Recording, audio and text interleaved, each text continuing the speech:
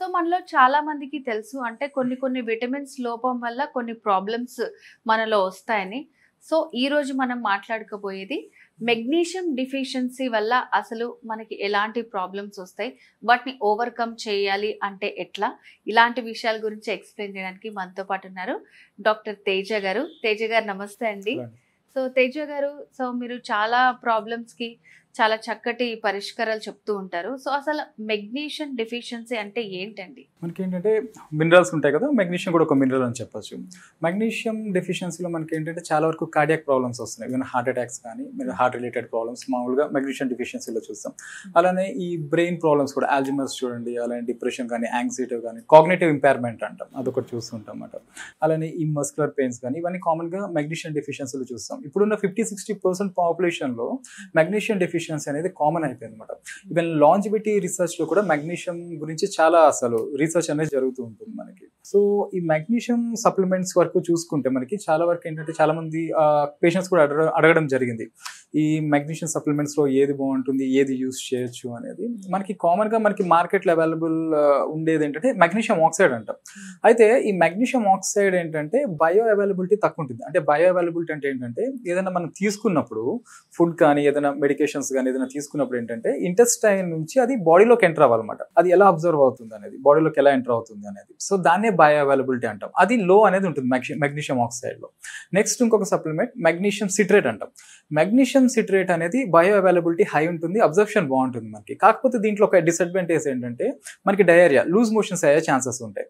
ఇది పర్వాలేదు, ఇబ్బంది లేదు అన్న వాళ్ళు యూజ్ చేసుకోవచ్చు మెగ్నీషియం సిట్రేట్ అనేది. అలానే మనకి ఇంకొకటి మెగ్నీషియం గ్లైసినేట్ అంటాం. అంటే ఈ మెగ్నీషియం గ్లైసినేట్లో గ్లైసిన్ అనేది ఒక అమోనో యాసిడ్ అంటాం, అంటే ఒక ప్రోటీన్ బ్లాక్ అనమాట. సో ఇదేంటంటే ఈ మెగ్నీషియం గ్లైసిన్ అనేది మామూలుగా స్లీప్ డిసార్డర్స్లో యూజ్ చేస్తాం. ఈ ఇన్సోమ్నియా కేసెస్లో కానీ, ఈ యాంగ్జైటీ ఉన్న వాళ్ళలో కానీ ఈ మెగ్నీషియం గ్లైసినేట్ అనేది యూజ్ చేస్తారు అనమాట. ఇది చాలా హెల్ప్ఫుల్. ఇంకోటి ఏంటంటే మనకి ఇది అవైలబుల్ ఉంటుంది మనకి మార్కెట్లో. ఇవి కూడా మెగ్నీషియం గ్లైసినేట్ అనేది యూజ్ చేయొచ్చు అనమాట. అలానే ఇంకొకటి వస్తే మెగ్నీషియం L-threonate అంటాం. మెగ్నీషియం L-threonate అంటే మనకి ఫర్ సపోజ్ చూడండి, బ్లడ్ బ్రెయిన్ బేరియర్ అంటాం. మన బాడీలో చాలా కెమికల్స్ ఉంటాయి. మన బాడీలో బ్లడ్ సర్క్యులేషన్ జరిగినప్పుడు ప్రతి కెమికల్ కూడా బ్రెయిన్ వరకు రీచ్ అవ్వదు.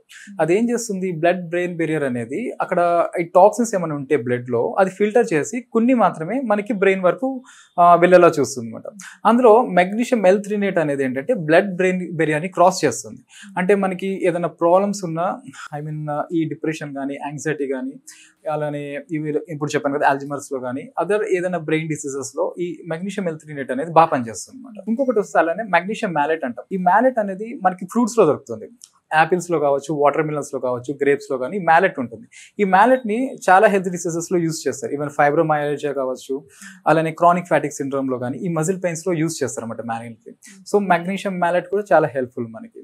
సో అలానే ఇంకొకటి మనకు వచ్చేసి మెగ్నీషియం టారిన్ అంటాం. Magnesium tarot. ఈ టారిన్ కూడా one of the amino acid అంటాం.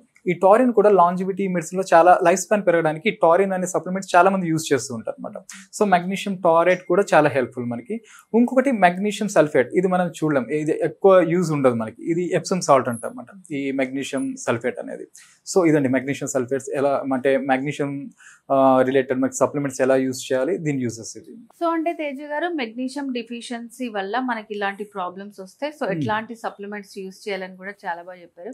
సో ఎవ్రీ టైం మాకు మీరు ఒక పేషెంట్ ని పరిచయం చేస్తారు, సో లైక్ వాళ్ళు ఒక ప్రాబ్లమ్ తో సఫర్ అవుతూ ఉంటారు. సో ఈ రోజు ఎవరిని పరిచయం చెప్పారు? ఇప్పుడు వచ్చే పేషెంట్ ఏంటంటే లాస్ట్ 2 years నుంచి నెక్ పెయిన్ అండి.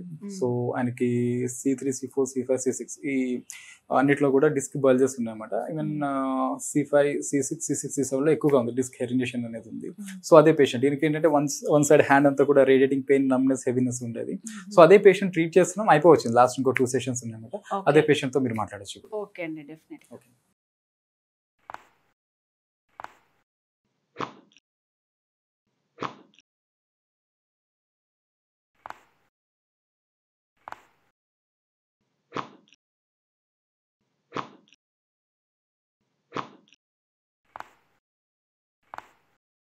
హలో అండి, మీ పేరు?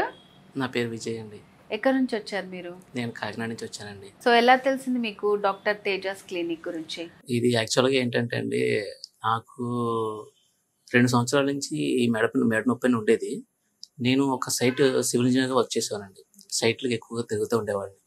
సో సైట్లకు వెళ్ళాలంటే బండి మీద ఎక్కువ పని ఉండేది. హెల్మెట్ పెట్టుకుని వెళ్తూ ఉండడం ఇట్లా ఉండేదన్నమాట. ఈ హెల్మెట్ పెట్టుకోవడం వల్ల మెడ నొప్పి కొంచెం కొంచెంగా వస్తూ ఉండేది. నేను పెద్దగా పట్టించుకునేవాడిని కాదు. 2 ఇయర్స్‌కి అది పెయిన్ ఎక్కువైంది. సో ఆ తర్వాత నేను కొన్ని హాస్పిటల్స్‌లో కన్సల్ట్ చేసి ట్రీట్మెంట్ తీసుకున్నాను. But no use. నాకు ట్రీట్మెంట్ ఎక్కడ అంటే సరిగ్గా దొరకలేదు. 6 నెలల నుంచి నాకు పెయిన్ ఎక్కువ అవడంతో మెడ నొప్పి ఒకటే కాకుండా ఈ చేతులు ఇలా బరువెక్కిపోయి నా పని నేను చేసుకోలేకపోయేవాడిని. అంత ఇదిగా ఉండేదన్నమాట. చాలా పెయిన్‌ఫుల్‌గా ఉండేది. దీనివల్ల నా జాబ్ కూడా కోల్పోయాను నేను. సైట్‌కి ఎక్కడికి వెళ్ళేవాడిని కాదు. సో అలా జాబ్ కోల్పోయాను. ఆ తర్వాత నేను ఒకరోజు యూట్యూబ్‌లో వీడియోస్ చూస్తూ ఉంటే మన డాక్టర్ తేజ గారు వీడియో ఒకటి కనిపించింది. అప్పుడు వెంటనే ఇక్కడికి వచ్చేసాను. ఇక్కడికి వచ్చిన తర్వాత ఇక్కడ ఉన్న వాళ్ళందరినీ చాలామంది పేషెంట్స్ ఉన్నారు. వాళ్ళందరినీ కూడా చూసి వాళ్ళందరితో మాట్లాడాను. డాక్టర్ తేజ గారి ట్రీట్మెంట్ ఎలా ఉంటుంది ఏంటి అని అందరిని అడిగిన తర్వాత వాళ్ళందరూ చెప్పింది నాకు ఒక్కటే మాట, మీరు ఇక్కడికి వచ్చి చాలా మంచి పని చేశారు. ఏదైతే మీకు రోగం ఉందో అది వెంటనే నయమైపోతుందని చెప్పారు. సో వాళ్ళు చెప్పిన తర్వాత అప్పుడు నేను డాక్టర్ దగ్గరికి వచ్చి డాక్టర్ తేజ గారితో మాట్లాడి ఆయన దగ్గర ట్రీట్మెంట్ తీసుకున్నాను. ఈవెన్ ఆయన దగ్గరికి ఫస్ట్ ట్రీట్మెంట్కి వచ్చినప్పుడు నా హెడ్ అటు కానీ ఇటు కానీ అసలు కదపలేకపోయేవాడిని. అంత ఇబ్బంది పడేవాడిని. నా చేతులు కూడా చాలా బరువెక్కిపోయి ఇదిగా ఉండేది. నా పని కూడా నేను చేసుకోలేకపోయేవాడిని. దీనివల్ల నాకు ఫ్యామిలీ కూడా నేను సపోర్ట్ ఇవ్వలేకపోయేవాడిని. సో ఇక్కడికి వచ్చిన తర్వాత ఆల్రెడీ ఎంక్వైరీ చేసి కనుక్కొని వచ్చారనమాట. రీల్స్ లో చూసారు. ఓకే. సో అసలు ఆల్మోస్ట్ మీరు 2 ఇయర్స్ నుంచి సఫర్ అవుతున్నారు కదా పెయిన్ తో. ఇక్కడికి వచ్చిన తర్వాత ఎట్లా అనిపించింది అండి ట్రీట్మెంట్ స్టార్ట్ చేసిన తర్వాత? నేను యాక్చువల్గా ఇక్కడికి వచ్చేటప్పుడు నేను చాలా చోట ట్రీట్మెంట్ తీసుకున్నాను. బట్ వాళ్ళలాగా ఇలాగ ఉంటారా ఇలాగ ఉంటారా ఏంటి అని ఆలోచించుకుంటూనే వచ్చా. సో వచ్చిన తర్వాత అందరిని అడిగిన తర్వాత వాళ్ళందరూ మీరు మంచి పని చేశారని ఇక్కడ రావడం మీకు ఖచ్చితంగా నయం అయిపోతుందని అని చెప్పారు. ఇంకా అదే హోప్తో డాక్టర్ తేజ గారిని కలిశాను. కలిసినప్పుడు అయితే నాకు కొంచెం అనిపించింది, కొంచెం భయం ఉండేది లోపల. ఇప్పటికి 20 డేస్ అవుతుంది. 90% నాకు క్యూర్ అయినట్టు చాలా బెటర్గా ఫీల్ అవుతున్నాను. Thank you sir Teja sir. Thank you Teja గారు. ఇప్పుడు నెక్ మూవ్మెంట్ పర్వాలేదు సార్, చాలా బెటర్. ఇప్పుడు కొంచెం చాలా ఫ్రీగా అవుతుంది. హ్యాండ్ హెవీనెస్ కూడా బాగా తగ్గింది సార్. ఇప్పుడు ఫ్రీగా ఉందండి. లైట్ వెయిట్ గానే ఉన్నట్టుగా అనిపిస్తుంది సార్. సో 90% తగ్గింది, ఇంకో జస్ట్ 10% ఉందన్నమాట. ఓకే. సో ట్రీట్మెంట్ కంప్లీట్ చేసుకుని వెళ్తారా మరి?